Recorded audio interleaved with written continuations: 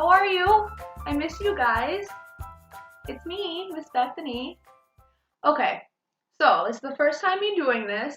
I completely new to me, so we'll see how it goes. I'm wearing my green because we're still in March, and at Learn and Grow, it's still Green Month. So I figured that since we can't be together, that I would read some books to you guys because you know that Miss Bethany loves to read. So I have my little corner here, my little reading corner. I have a candle going. Dixie's sitting right next to me. You guys know who Dixie is. I show you pictures all the time. So I figured we'll read two stories today. I know you guys love Clifford, so we're going to read Clifford's Good Deeds. And we're also going to read The Three Billy Goats Gruff. So I know I always give you an option which one you want to read first, so let me know which one you want to read. You want to do Clifford first? Read Clifford. This is Clifford's Good Deeds, and this is by Norman Bridwell. A boy named Tim lives across the street. One day, Tim said, I try to do a good deed every day. If I had Clifford, I could help a lot of people. I said, let's do some good deeds together. A man was raking leaves. Tim gave him a hand. Then we helped him put the leaves in his truck. I didn't know that dry leaves make Clifford sneeze. Achoo!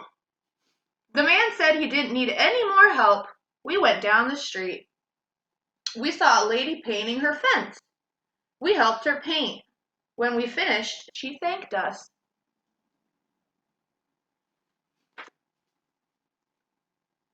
Clifford felt so happy that he wagged his tail.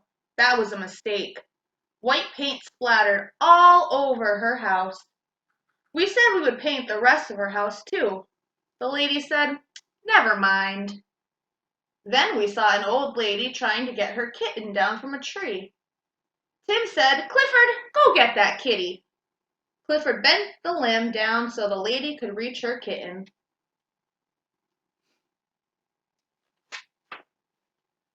But his paw slipped.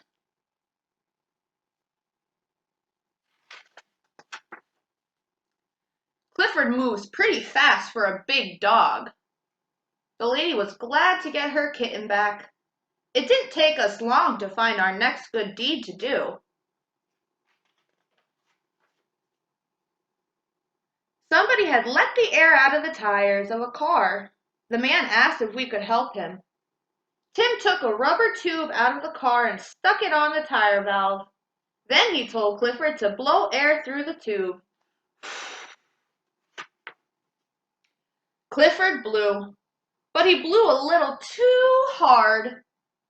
The man felt better when we took his car to a garage for him.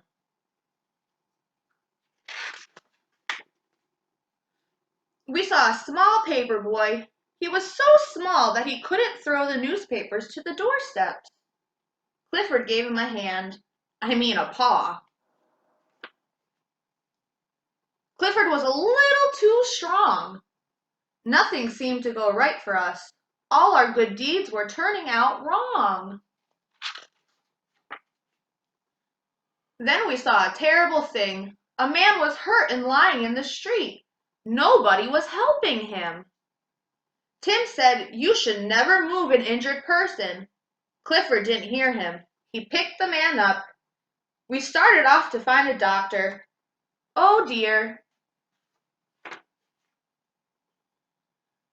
We helped the men get their cable back down the manhole. Tim said, Clifford, maybe you shouldn't help me anymore. Clifford felt very sad. He had tried so hard to do the right things. We headed for home. Suddenly, we heard somebody shouting, Help!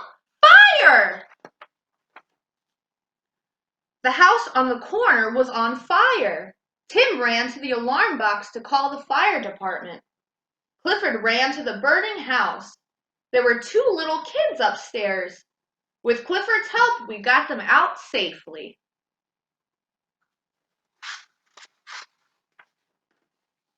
Luckily, there was a swimming pool in the yard. Clifford put out the fire just as the firemen were arriving.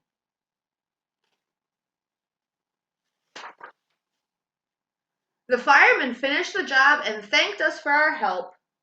That afternoon, the mayor gave us each a medal for our good deeds.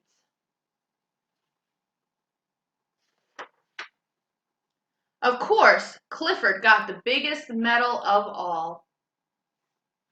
The end. So that was our first book. Should we try our second one? This is The Three Billy Goats Gruff.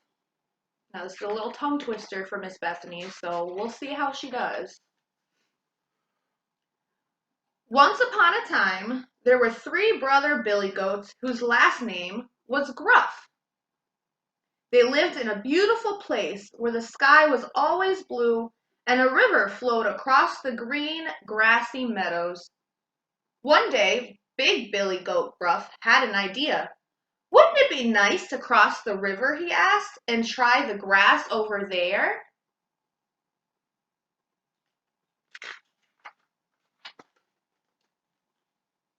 Although this sounded simple and lovely, his brothers felt differently. "Oh no," replied little Billy Goat Gruff.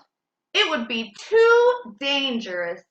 We cannot walk through the river because it is very deep and flows so quickly we would be swept away." The middle Billy Goat Gruff added, "The only way across is the bridge, and the mean troll who lives under the bridge likes to gobble up goats." Big Billy Goat Gruff replied, "I'm not scared of the troll. Let that nasty troll try to eat me. We'll see who wins that fight." "Yes, but we are afraid," replied his brothers, "and we won't be able to see you win because the troll will have already eaten us up. You are much stronger than we are."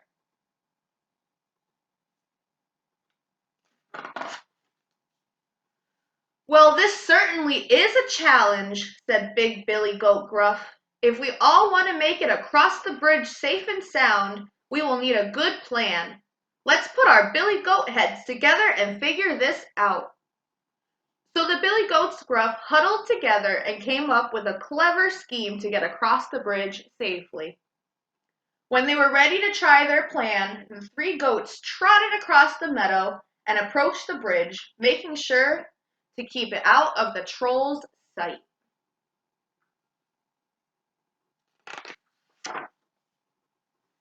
Then the littlest of the brothers worked up his courage and walked over to the bridge alone. Trip trap, went his tiny hooves as he walked onto the bridge. Suddenly, a big, hairy, googly-eyed head popped out from under the bridge. It was the terrible troll. "Who goes there?" he demanded in a booming voice. "Who is trip-trapping across my bridge?"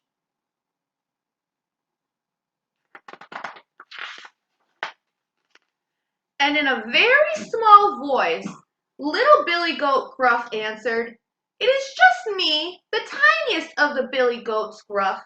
I am all skin and bones, so I'm going over to the meadow on the other side of the bridge to fatten myself up." The troll reached up from under the bridge and gripped the railing with his gnarly hand. "Well, I am coming to eat you," he said in a low, slow growl. "Eat me?" said little Billy Goat Gruff, trembling. "Why, I'm not worth the effort. It would be silly to eat me before I am fattened up. My big brother will be here soon. He's much fatter than me. You could eat him instead."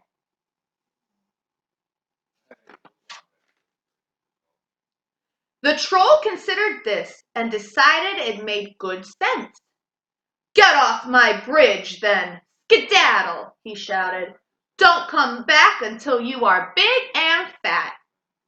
And just as the goats had planned, little Billy Goat Gruff hurried away to the other side as fast as his hoofs could carry him. Then it was middle Billy Goat Gruff's turn to cross the bridge. Off he went, rumble clonk, rumble clonk. "Who goes there?" grumbled the hungry troll, licking his chops. "Who is that rumble clonking across my bridge?" "It's me," answered Middle Billy Goat Gruff in a steady voice. "Oh, goody," said the troll, reaching out from under the bridge with his huge, hairy arms. "I'm coming to eat you."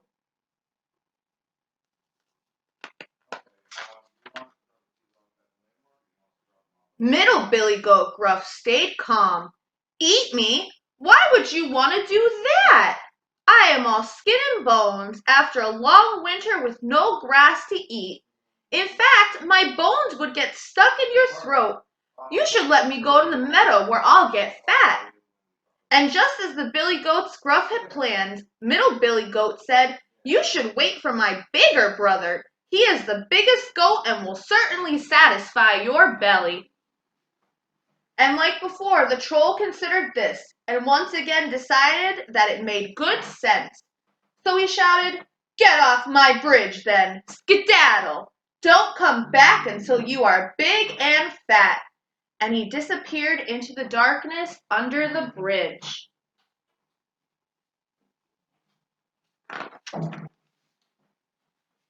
Middle Billy Goat Gruff trotted away and met Little Billy Goat Gruff in the meadow. From where they stood, the Goat brothers could see the bridge and waited for Big Billy Goat Gruff to finish off the plan. They watched as Big Billy Goat Gruff walked onto the bridge. Stomp, stomp, tromp. And just like clockwork, the mean and hungry, but not so smart, troll roared, "Who goes there? Who is that stomp tromping across my bridge?"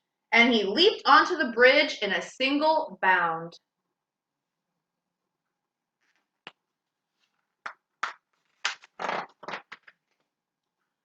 Big Billy Goat Gruff and the terrible troll found themselves standing face to face on the bridge, staring at each other. Big Billy Goat Gruff narrowed his eyes and replied in a loud, strong voice, "It's me, the biggest of the Billy Goats Gruff." Then he lowered his head so his horns were pointing right at the troll. He took a running start and charged.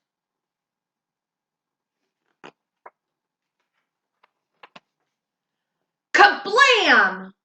Big Billy Goat Gruff slammed right into the troll with all his might. To the nasty troll's surprise, he was lifted right off his feet, high into the air and thrown off the bridge. After spinning wildly through the air, the troll landed in the deep river below with a spectacular splash. As the river's current swept him away to a faraway place, he grumbled and cursed the day he ever let the three Billy Goats Gruff set their hooves on the bridge. The greedy troll was never seen or heard from again in those parts.